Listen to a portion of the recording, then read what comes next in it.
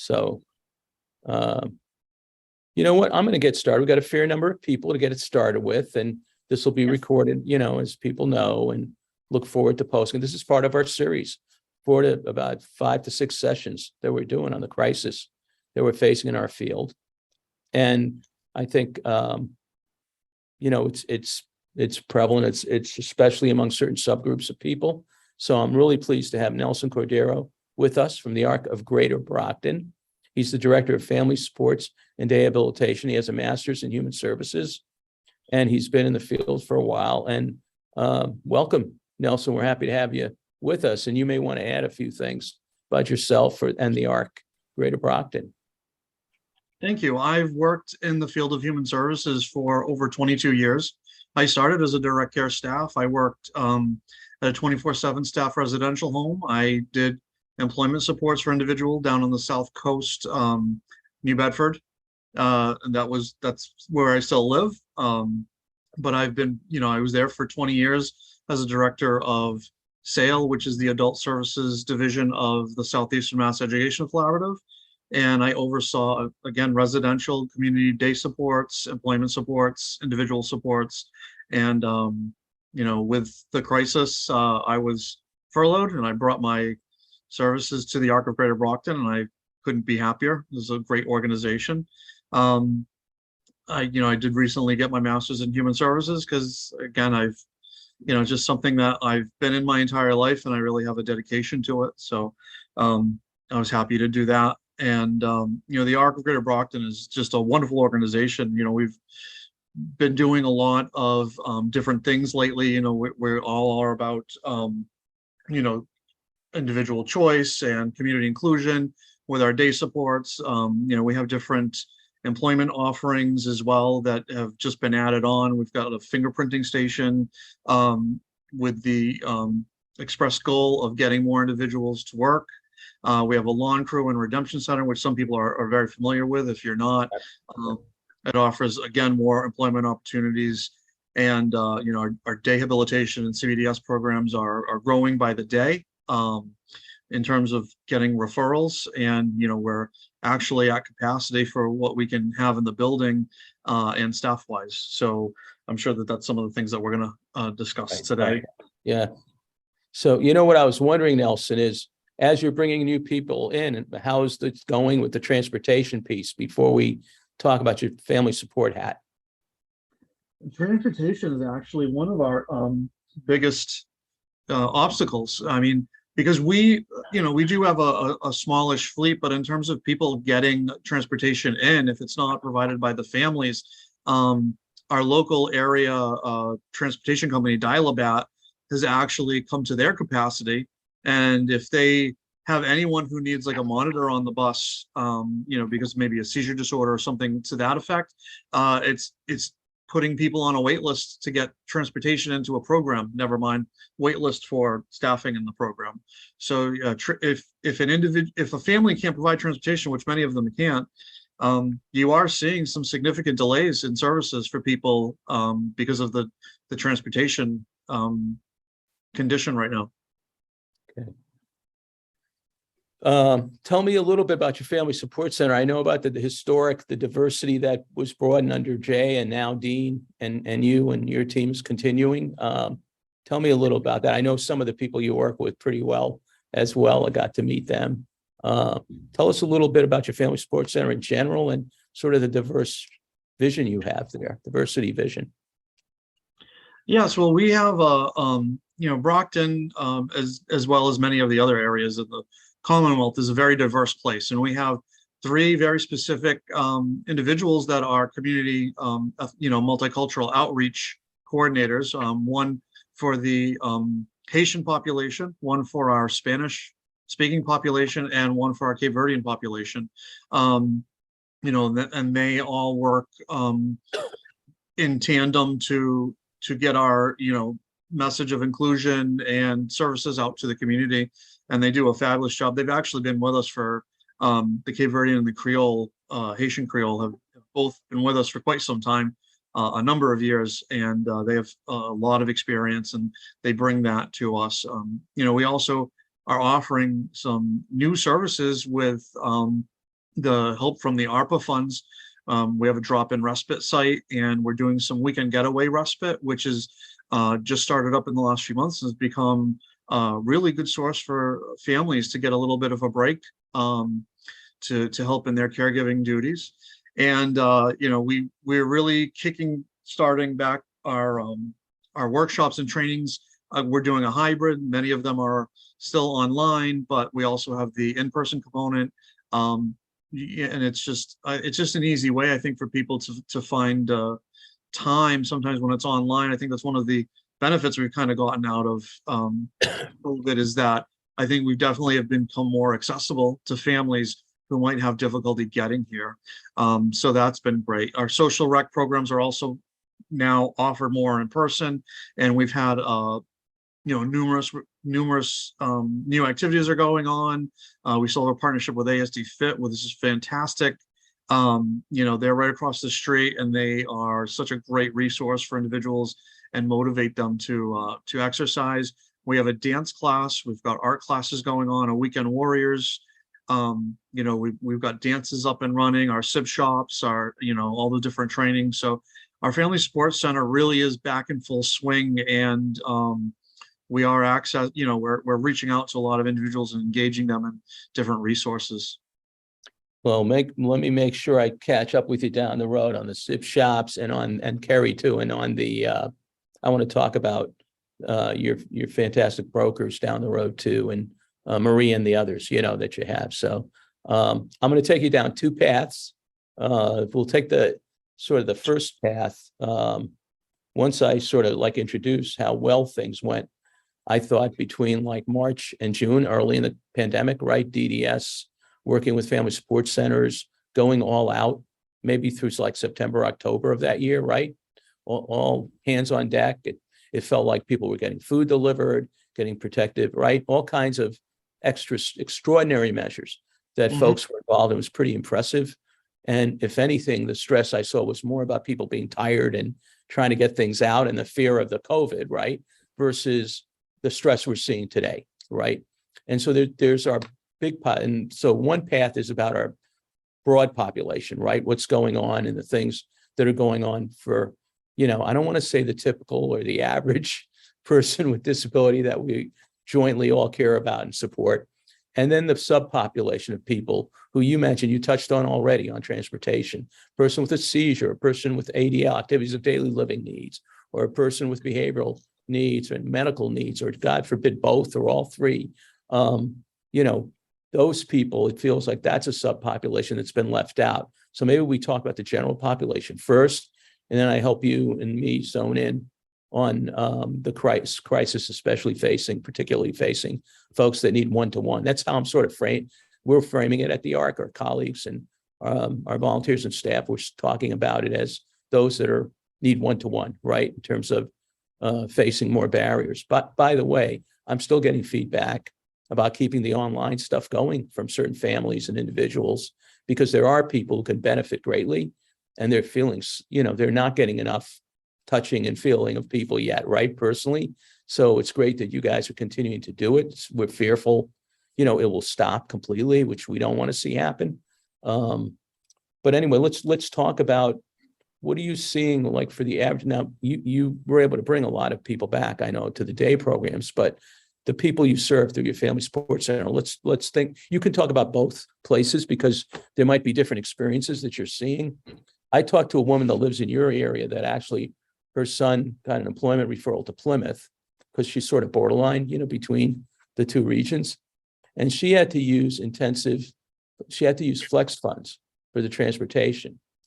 Now, what I understood is DDS is allocating money because when the contracts were set up, they were set up at the governor's budget, not the money that the legislature also added. So I was sort of surprised to hear that she had to spend her flex funds on the transportation. What are some of the things you're hearing, in terms of the general population getting to, how's that going, and about things like what I just threw at you? And we do have, I think, a comment to a chat that Kerry will help us with in a few minutes. Well, I have, in my role, I have seen, through the Family Sports Center, people asking as a resource to find, different day programs. And it's been actually quite a struggle because, I'm getting requests from far afield. I mean, you're talking about Boston, we're talking about Taunton, Plymouth, Raynham, where people are looking for not even alternatives. They're looking for a primary place to send people. And, that we're getting calls from places like Boston to say, we're full up.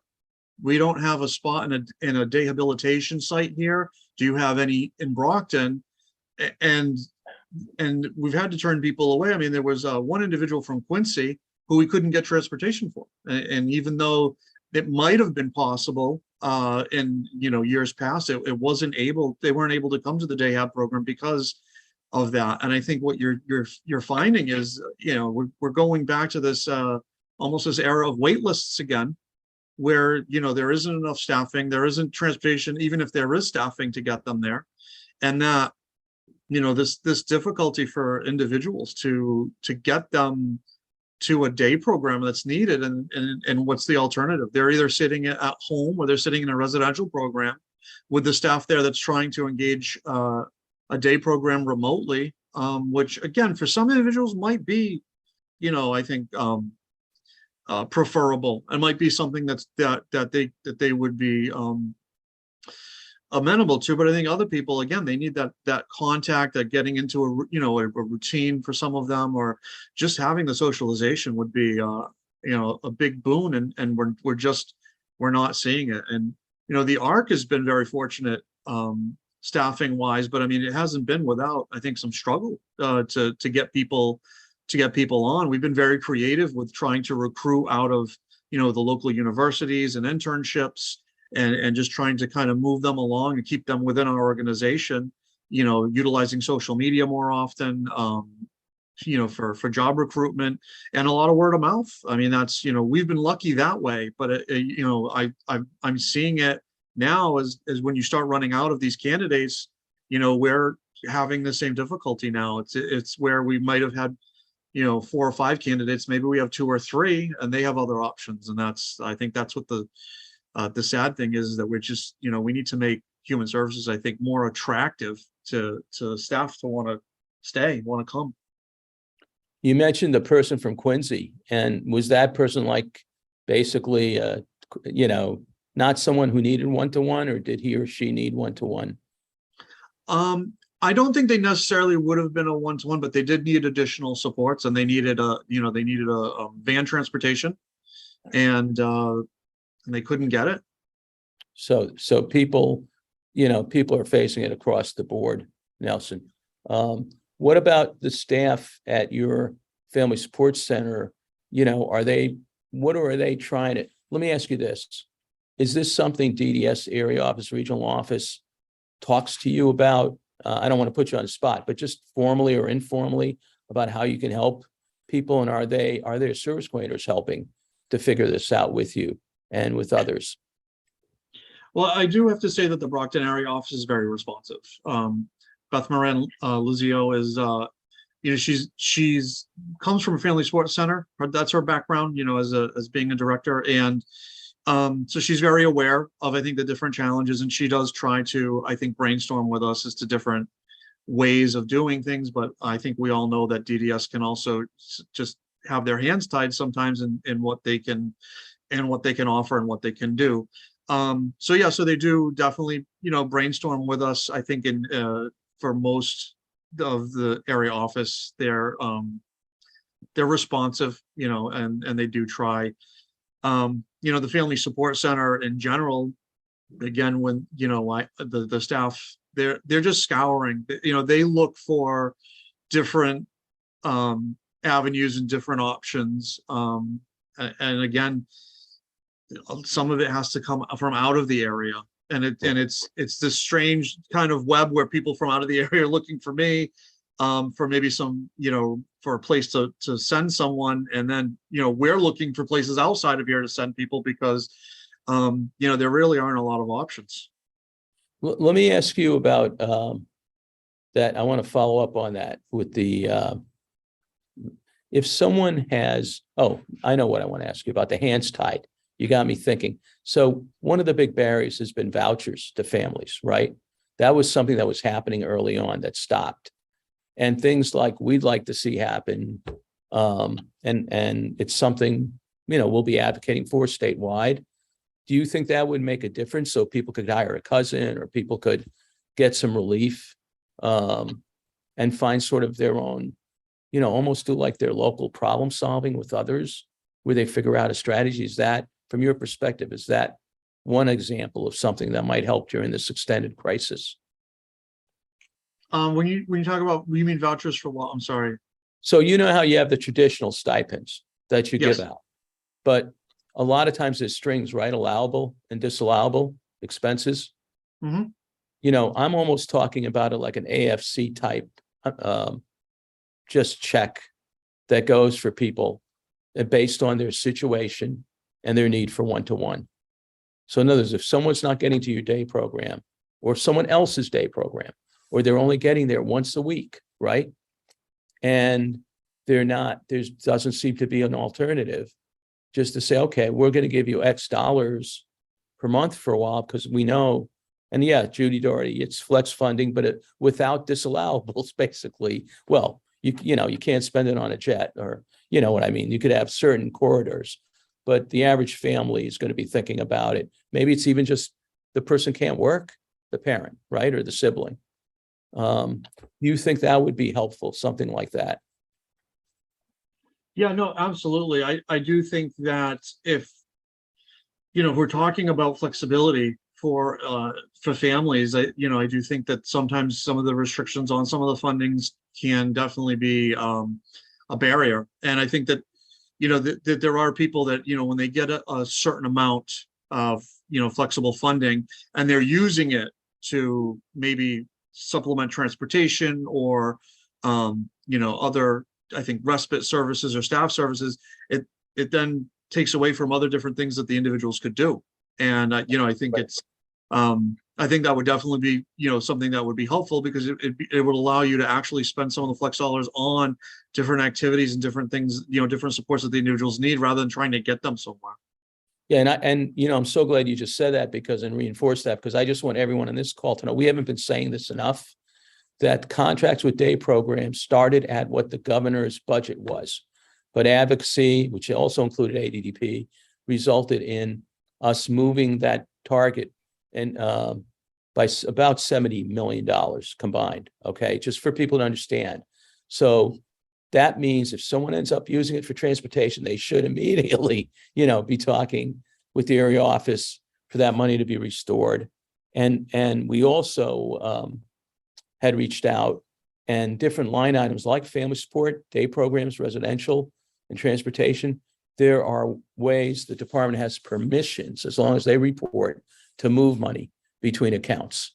So, and there's special language. We're going to be, our team is going to be following up, and I think our team has other agencies that are going to be partnering on this, MDDC and DLC, to do some outreach to legislators around this.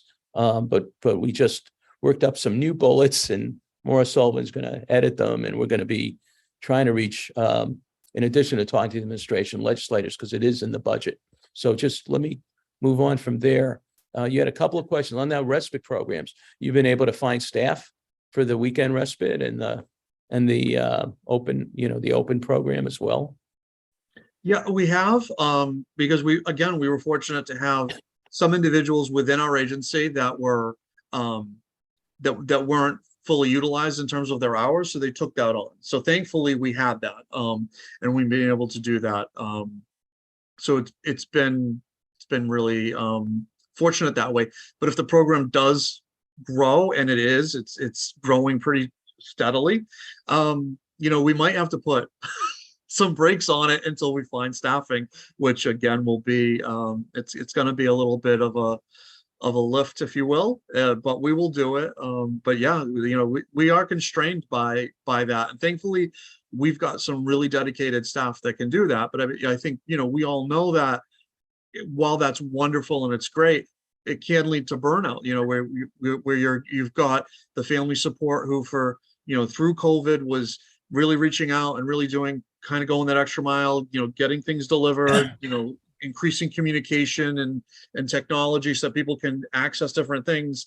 And now it's, people adding on because we don't, we don't have staff to kind of take on extra, from outside the organization. So people inside are, and I think that's, that's a concern of mine, is that this is great. We have dedicated staff. It's awesome, but how far do you go until they get burned out? Yeah, and we do have some agencies where once in a while, not once in a while, regularly the senior management or CEOs look at their payroll, and they look at the 2-week payroll, and they see something like 150 hours on someone, or 100. This is not, I'm going to say it's not typical, but it's not unusual, right? Either across the state. So there's handfuls of people that are recording hours like that, which is scary, right, for them, for their well-being. And that's good that, Nelson, you're thinking about that, and the team there is thinking about that. One of the questions is, can anybody just come to your respite program? And I assume it's regional, or at least area and regional, or not? What, am I wrong assumption? Actually, the respite, people have to be on the family sports contract because it's through, because it's funded through ARPA, and it's anyone who qualifies for family support, but anyone that's within our catchment area is welcome to participate in it. Same thing with the weekend respite. It's actually offsite. So what we call the weekend getaway respite, other people call it hotel respite. So you have one staff that will work with 2 individuals and take them on some kind of event or a local place and stay overnight with them, and they'll do a 24 hours straight with them. And it's that program specifically is being utilized, already been utilized 3 times, and I think we have enough for 24 times this year, which I definitely see us being able to utilize. Yeah. So that brings us to path 2 that I mentioned early on, right? So what happens with the people that need one-to-one? And because obviously if you're, and you're not, again, unusual in this, right? You're trying to make it work for as many people as possible. And what do you think, what's your gut feeling about what's going on there for the people in your area and region that need one-to-one? What's your best guess based on what you've heard, what you've talked about with your team? I'm sure you guys deliberate, right, all the time about this. Yes. Yeah. Well, I mean, so in terms of rehabilitation, the funding source for one-to-one is going away from DDS and to Mass Health now, which we haven't had anyone yet that we've done a evaluation for, but we are going to. So we'll see how that process is. And in terms of the CBDS programming and it's just it hasn't been anyone who's been able to be brought on because of it, because we haven't had this. If they're not coming with staff themselves, then they're waiting on us to find that additional staff, and it puts a real strain on the families and also on us to try to find someone to accommodate that. But yet, how do you take one staff?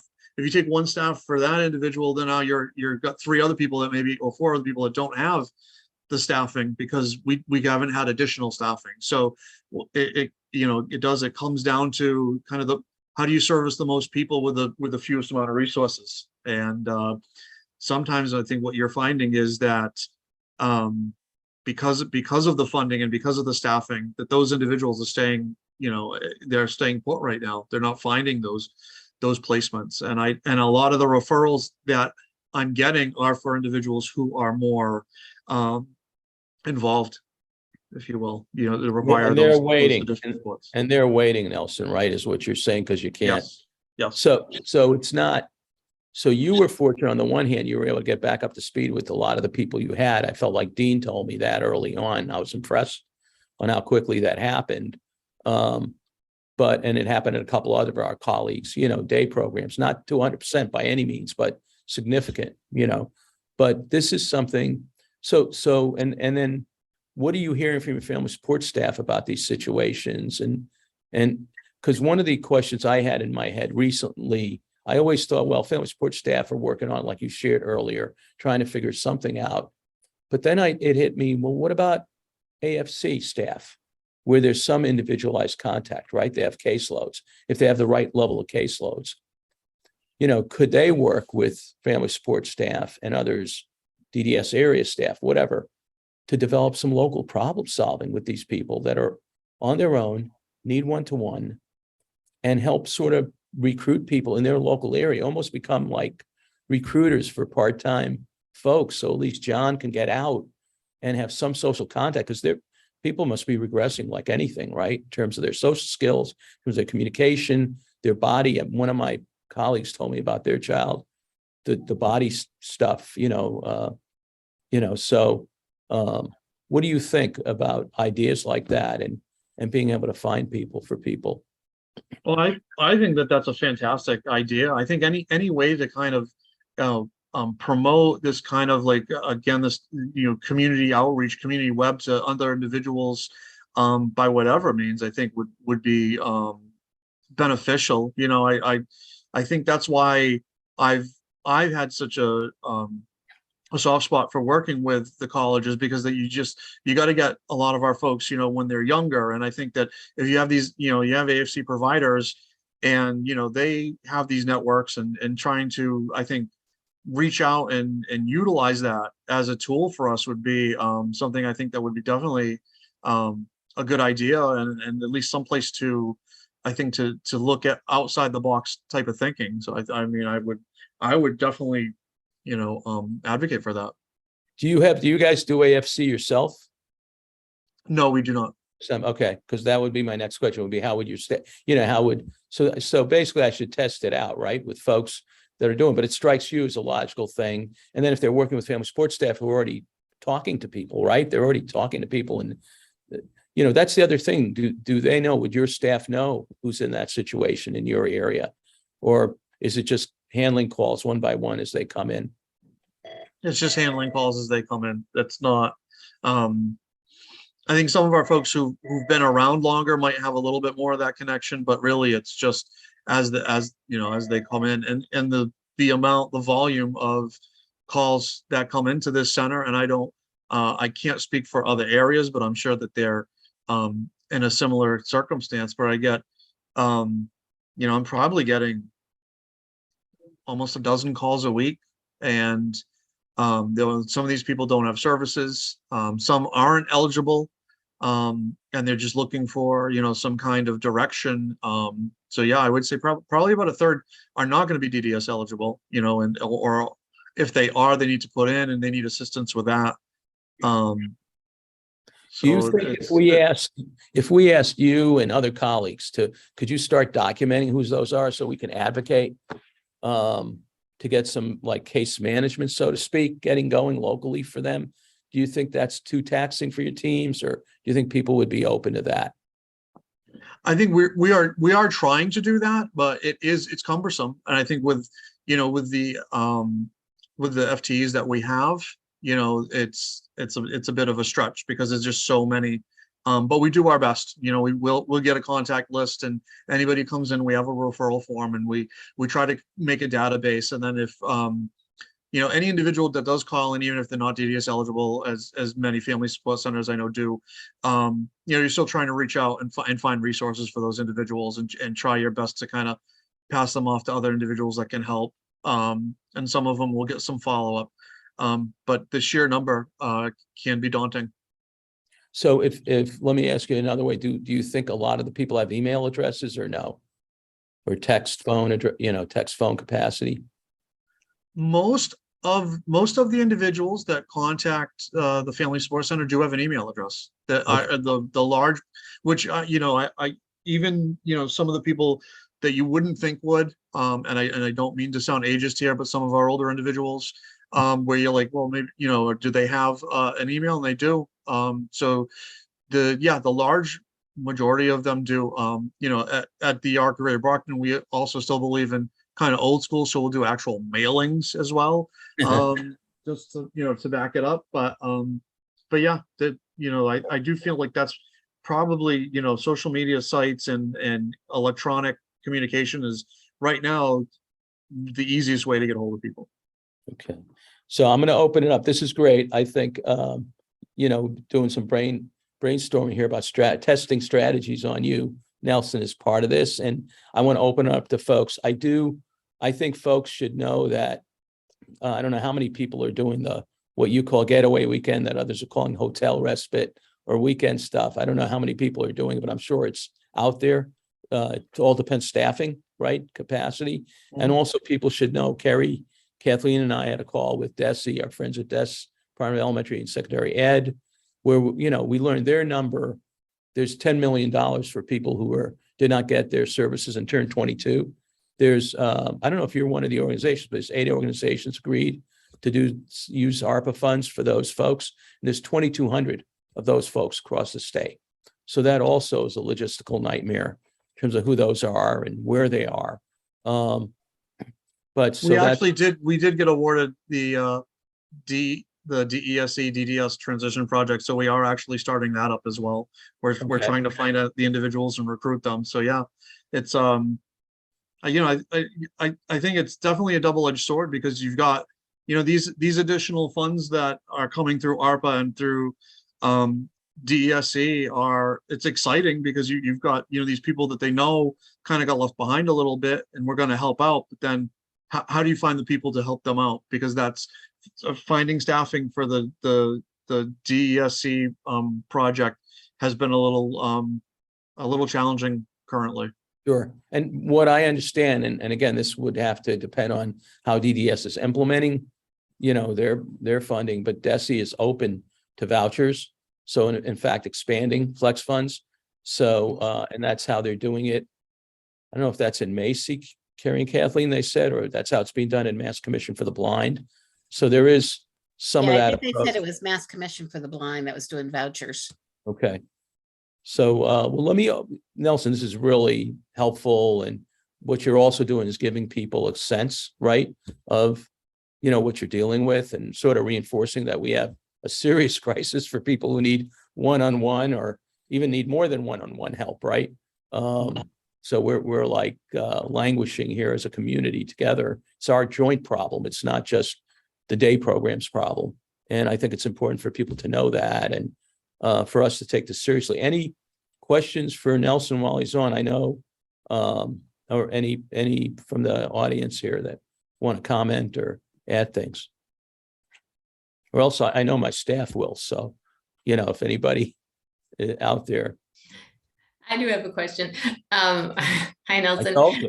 That's more. I was just wondering if any of the ARPA funds, or just in general, how well you guys are able to do training for new staff and even existing staff, because we were hearing in some ways that staff that don't feel well trained are more likely to turn over. So what do you guys do for training? Well, we have individuals that come in and do some training for us. Like we do PBS support. So we have a consultant through Plymouth that comes and trains the staff on how to work with individuals and de-escalate. We do the mandatory staff trainings through DDS, human rights, CPR, first aid. And then after that, we have an online learning center, and I forget the name of it escapes me, but we do set aside time every month for individuals to utilize those online tools, and it focuses on different areas in human services and working with individuals. So we do have a system.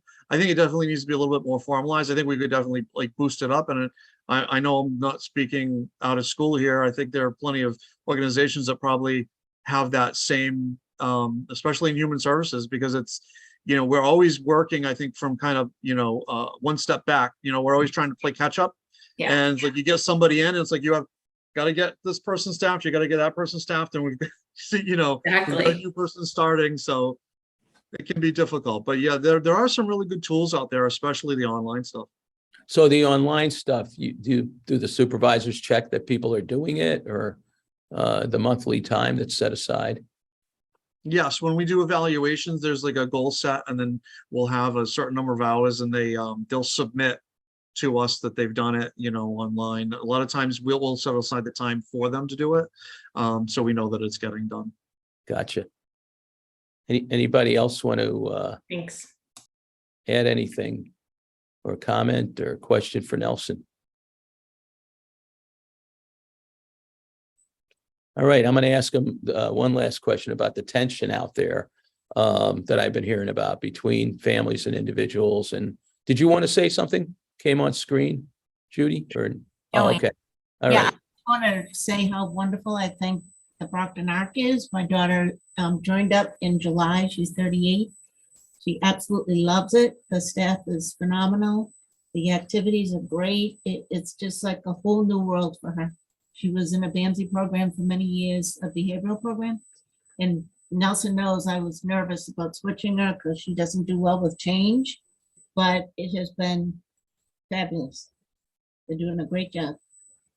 Well, that's great, Joanne. Thanks for giving Thank a you thumbs so up.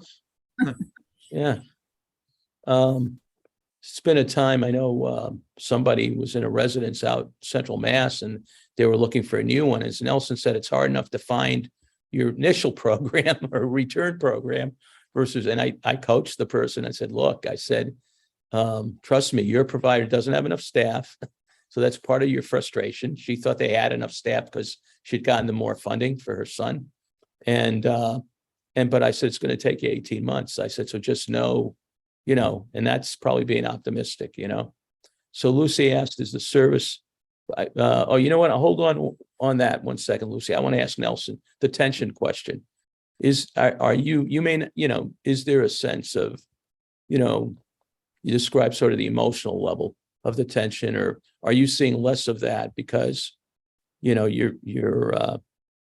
not like you're not having people come back who had more complex conditions. I'm assuming you're not getting that tension directly, but what do you think the temperature is like out there, given the situation? I am getting the frustration from, so because of my dual role, people who can't get into CBDS or day hab because of whatever reason, whether it's local, there are places that are at limits or places that are even closing. And from the family support side, there's definitely frustration and some desperation as to what am I going to do with my loved one? Like, where are they going to go? What are they going to do? This isn't tenable. A lot of people too, it affects their employment. It affects, the family jobs because somebody's going to be home to watch the individual at different times, and it limits what they can do. So, there was one family that came in last week that, the family doesn't see each other because the father works during the day, then the mother works at night because somebody has to be home with the individual. And I'm definitely getting a sense of frustration and desperation would be the two words best describe right now the individuals who are waiting or having these challenges trying to get into programming. Okay, thanks for sharing that. And I think we've got to have a more conservative plan, hands-on deck strategy with DDS, with AFC providers, with family support, all of us trying to work together to and then for people who are worried about work, that it's a 5-day issue, right? Or 4-day issue. I think that's going to be a tougher one to solve, right? And that's where the vouchers come in. That's where some kind of subsidy to the family's got to be considered for a temporary period, maybe to be renewed every 6 months or something, But I do think, and then somebody else commented about, I think there are AFC providers who aren't allowed to be also agency with choice providers. Yeah, Carrie, go ahead. Carrie. Yeah, no, I'm just thinking that, so many families that I speak with and work with and that sort of thing, as they're doing the skills instruction because there is no staff. So That's great. They're able to do it. Wow, that's great. Yeah. So, so the vouchers do make sense for so many people. Because if they can't work the job that they've been working with, they've got a new job of helping their kid grow and be more independent. So we need to look at that flexibility. So in Colorado, they have a waiver service that my niece enrolled in. This is pre-COVID. So she's a physical therapist. She actually cut back on her hours, gets paid not bad, as a physical therapist. And she cut back on her hours to do that for her son, who had significant needs, and got paid hourly at a lower rate, but to do X amount of training like you're suggesting, Kerry. So it does happen. Lucy, before we end today, Lucy brought up the point, is this money going to be fairly provided to people, or a fair service? Because those who turn 22, the schools provide degreed professionals, and I'm sure she's thinking of all the clinical services the schools provide. And obviously you can't make up for the year or two somebody lost in special education, especially if they had an intensive, rich program that included, in some cases ABA, in other cases physical therapy and speech communication therapy, or AT, assistive technology. But I think what this is compensatory. I think that was the word for it. If it feels like ancient history more, is that more? And Kathleen are saying, yes, that's the word. So that's how we have to look at it. And no, it's not going to be the same.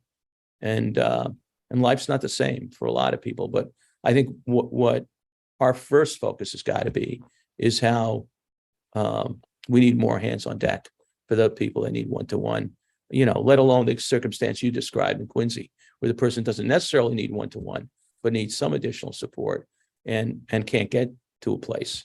By the way, you had a place closed down there, Dahab, about to, right? Any day now, just within 40 minutes of you, right?